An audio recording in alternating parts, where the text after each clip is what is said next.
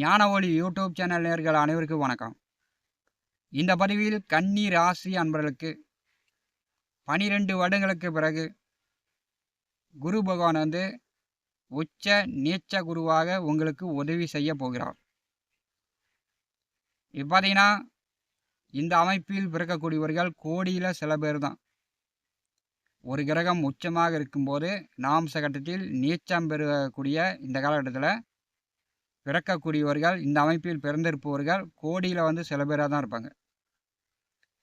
இந்த வருஷம் 27/8/2026 அன்று குருபகவான் ஆயில்யம் நட்சத்திரம் 2ஆம் பாதத்தில் சஞ்சாரம் செய்வார்.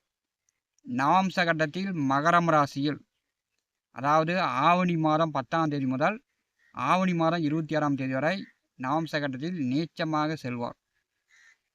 ஆவணி மாதம் 26 முதல் புரட்டாசி மாதம் 13 வரை பார்த்தீங்கன்னா கும்பராசியில் நவம்ச கட்டத்தில் குரு செல்வார்.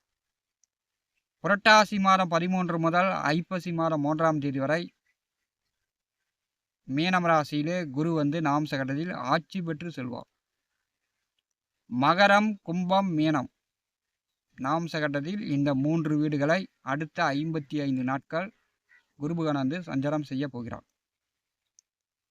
கன்னி ராசி என்பதற்கு 11ஆம் இடமான லாபஸ்தானத்திலே உங்கள் ராசி அதிபதி புதனுடைய நட்சத்திரத்திலே பார்த்தீங்கன்னா கலத்தராதிபதி சுக கலத்தராதிபதியான குரு கன்னிராசிக்கு பாதக மாரகாதிபதியாகவும் குரு வருவார்.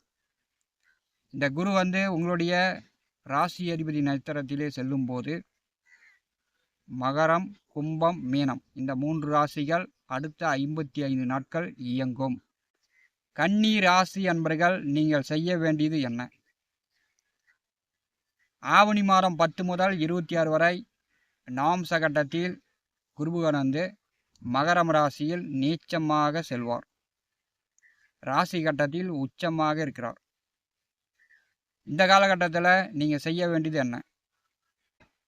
திருமண வயதில் உள்ளவர்களுக்கு பார்த்தீங்கன்னா திருமணம் நடக்கும். தம்பதியர்களுக்கு குழந்தை பிறக்கும். குழந்தை உள்ளவர்கள் குழந்தைகளை அன்பு பாசமாக பார்த்துங்க. குழந்தைகளை அடிக்கிறது, திட்டுறது, சாபம் ஓடுறது, குழந்தைங்க எக்கேடு கட்டா எனக்கு என்ன அப்படின்னு நீங்கள் ஒரு பக்கம் சொல்கிறது, இதெல்லாம் அறவே தவிர்த்து விடணும். ஏன்னா குருவுடைய முதல் காரகம் குழந்தை தான். குழந்தைகள் மனம் நோகிற மாதிரி ஆவணி மாதம் 10 முதல் 26 வரை நீங்கள் நடந்து கொள்ளக்கூடாது. குருபகவான் 5ஆவது வீட்டிலே நவம்ச கட்டத்தில் நீச்சமாக செல்லும்போது கன்னி ராசி அன்பர்களுக்கு குலதெய்வ வழிபாடு செய்யுங்க. குலதெய்வம் கோயிலுக்கு போயிட்டு வாங்க. அதே மாதிரி இறந்த முன்னோர்களை வழிபடுங்க. அவங்களுடைய அருளாசியும் கிடைக்கும். சித்தர்கள் ஜீவசமாதி வழிபாடு செய்யுங்க. சன்னியாசிகள், சாமியார்கள் பார்த்தீங்கன்னா உங்கள் குடும்பத்தை விட்டு கல்யாணமாகாமல் வீட்டை விட்டு சென்றவர்கள், அவங்களுக்கு காரியமே பண்ணிருக்க மாட்டீங்க. இறுதி சடங்கு கூட பல பேர் பண்ணிருக்க மாட்டாங்க. அந்த இறுதி சடங்கு பண்ணக்கூடியவர்கள், தர்ப்பண திதி கொடுக்கக்கூடியவர்கள் ஆவணி 10 முதல் ஆவணி மாதம் 26 வரை செய்து கொள்வது சிறப்பான ஒரு காலகட்டம். சித்தர்கள், சாமியார்கள், சன்னியாசிகளுக்கு உதவி செய்யுங்க. உங்களுக்கு குருபகவானுடைய மேன்மையான பலன் பரிபூர்ணமாக கிடைக்கும். நவம்ச கட்டத்தில் 5ஆவது வீட்டிலே குரு நீச்சமாக செல்லும்போது மீண்டும் மீண்டும் சொல்கிறேன், குழந்தைகளை குழந்தையாக இருந்தாலும் சரி, பெரியாளாக இருந்தாலும் சரி, மிரட்டுறது, திட்டுறது, சாபம் விடுறது இதெல்லாம் தவிர்த்து விடுங்க. ஆவணி மாதம் 26 முதல் புரட்டாசி மாதம் 13 வரை கன்னிராசிக்கு 6ஆம் இடமான கும்பம் ராசியில் குருபகவான் செல்வார்.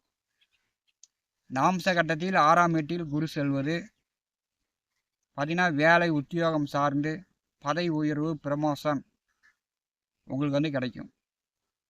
6ஆம் வீட்டில் குரு செல்லும்போது நண்பர்கள், கூட்டாளிகள், சொந்த பந்த உறவுகளிடம் சிலருக்கு வந்து பகை, விரோதம், கருத்து வேறுபாடு, சண்டை சச்சரவுகள்லாம் வரத்துக்கு வாய்ப்புண்டு. இந்த காலகட்டத்தில் பெற்றோர்களுடைய உடல் ஆரோக்கியத்தில் கவனம் எடுத்துக்கணும். ஆவணி மாதம் 26 முதல் புரட்டாசி மாதம் 13 வரை நாம் சகட்டத்தில் கும்பராசியில் குருபகான் செல்லக்கூடிய இந்த காலகட்டம் பெற்றோர்கள் உடல் ஆரோக்கியத்தில் கவனம் எடுத்துக்கணும். சாப்பாட்டு விஷயங்களில் கவனமாக இருக்கணும். பகல் டியூட்டி வேலை பார்க்கக்கூடியவர்கள் இரவு டியூட்டி வேலை பார்க்கக்கூடிய அமைப்பு. கும்பம் ராசியில் நாம் சகட்டத்தில் குரு செல்லும் போது ஆன்மீக பயணம் சென்று வரத்துக்கு வாய்ப்புகள் அதிகம். புரட்டாசி மாதம் 13 முதல் ஐப்பசி மாதம் 3ஆம் தேதி வரை நாம் சகட்டத்தில் மீனம் ராசியில் குருபகான் வந்து ஆட்சி பெற்று செல்வார். இப்போ இந்த காலகட்டம் வந்து கன்னிராசி என்பவர்களுக்கு கலத்தரஸ்தானம் மிக பலமாகும். கணவன் மனைவி ஒற்றுமை மேலோங்கும். கணவன் மனைவிக்குள் பிரச்சனை இருந்தால் பிரச்சனையை தீர்த்துக்கலாம். நண்பர்களுக்குள், கூட்டாளிகளுக்குள், வாடிக்கையாளர்களுக்குள் இதே பிரச்சனை இருந்தால் அதெல்லாம் தீர்த்துக்கலாம். நாம் சகட்டத்தில் கன்னிராசிக்கு 7ஆம் இடம் பலமாகும் போது திருமண வயதில் உள்ளவர்கள் வரன் பார்த்து கொண்டிருப்பவர்களுக்கு வரன் செட் ஆகும். உடனே வந்து கல்யாணம் பண்ணிக்கலாம். திருமணம் செய்யக்கூடிய ஒரு காலகட்டம். உங்களுக்கு வந்து 11ஆவது வீட்டிலே ராசி கட்டத்திலே குரு உச்சமாக செல்லும் போது 2 தொழில், 2 வேலை, 2 வருமானம், 2 சம்பாத்தியம், 2 தொழில் செய்து 2 தொழிலையுமே அதிக வருமானம் சம்பாதித்து 2 பேங்கில் அக்கௌண்ட் வைத்து 2 பேங்க்லையுமே பணம் போடுற மாதிரி ஒரு சூழ்நிலை, நல்ல லாபங்களை ராசி கட்டத்திலே குரு உச்சமாக ஆயில்யம் நட்சத்திரத்திலே செல்லும் போது கன்னி ராசி அன்பளுக்கு ஏற்படும். அதனால் வந்து குரு அருள் உங்களுக்கு பரிபூர்ணமாக வேண்டும். பெற்றோர்கள் மனம் நோகிற மாதிரி செய்யக்கூடாது. சம்பாதிக்கிற பணத்தை நீங்களே செலவு பண்ணக்கூடாது. அவங்க என்ன சொல்கிறாங்க, நான் என்ன கேட்குறது அப்படின்னு நீங்களே வந்து உங்களை பெருந்தன்மையாக நினச்சிக்கிட்டு, பெரிய மனுஷனாக நினச்சிக்கிட்டு, பெரியவர்களை சின்ன ஆட்களாக சின்ன பலத்தனமாக நினச்சிக்கிட்டு இருந்தீங்கன்னா குரு அருள் உங்களுக்கு பரிபூர்ணமாக கிடைக்காது. கன்னி ராசிக்கு 11ஆவது வீட்டிலே குரு உச்சமாக ஆயில்யம் நட்சத்திரத்திலே செல்லும் போது நாம் சகட்டத்தில் மகரம், கும்பம், மீனம் அடுத்த 55 நாட்கள் குருபகான் வந்து சஞ்சாரம் செய்ய போகிறார். கன்னி ராசி என்பவர்களுக்கு கோடியில் சில பேர் தான் ராசி கட்டத்திலும் குரு உச்சமாக நாம்ச கட்டத்தில் நீச்சமாக பிறந்திருப்பாங்க. அவங்களுக்கு வந்து குரு அருள் வந்து பரிபூர்ணமாக கிடைக்கும். அந்த அமைப்பு இந்த காலகட்டத்தில் உங்களுக்கு ஆவணி மாதம் 10 முதல் 26 வரை கிடைக்கிறது. குருவினுடைய முதல் காரகம் வந்து குழந்தை தான். குழந்தைகளை வந்து நீங்கள் வந்து அன்பு பாசமாக பார்த்துங்க.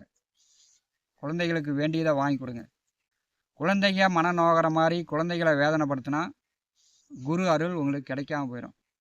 அதுமாட்டி பணம் சம்பாதிக்க முடியாது, தங்க நகை வாங்க முடியாது, வீட்டில் வந்து நிம்மதியாக சந்தோஷமாக படுத்து தூங்க முடியாது. அந்த மாதிரியான ஒரு அமைப்பை குரு வந்து ஏற்படுத்தி விடுவார். பெற்றோர்கள், பெரியவர்கள், உங்களுக்கு ஆலோசனை சொல்லக்கூடியவர்களிடம் இந்த காலகட்டத்தில் மதிப்பாக மரியாதையாக நடந்து கொள்ளுங்க. பார்த்தீங்கன்னா ஒரு பழமொழி சொல்லுவாங்க, உதவி செய்யலனாலும் உபத்திரம் செய்யக்கூடாது அப்படின்னு. இந்த காலகட்டத்தில் கன்னிராசி அன்பர்கள் இதை வந்து மனதில் நிறுத்தி கொண்டு உங்களை விட வயது பெரியவர்களிடம் நீங்கள் நடந்து கொண்டாலே கன்னிராசி அன்பர்களுக்கு குரு பலன் பரிபூர்ணமாக கிடைக்கும். ஞான ஒளி யூடியூப் சேனலை பார்த்து கொண்டிருக்கக்கூடிய அன்பர்கள், இதுவரை நம்முடைய சேனலை சப்ஸ்கிரைப் செய்யாத அன்பர்கள் மறக்காமல் சப்ஸ்கிரைப் செய்து கொடுவிருக்கின்ற ஆல் பட்டன் அழுத்திங்க. தினந்தோறும் நம்முடைய சேனலில் ஜோதிட பலன்கள் பதிவிடப்படும். உடனுக்குடன் பார்த்து பயன்பெறுங்கள். நன்றி, வணக்கம்.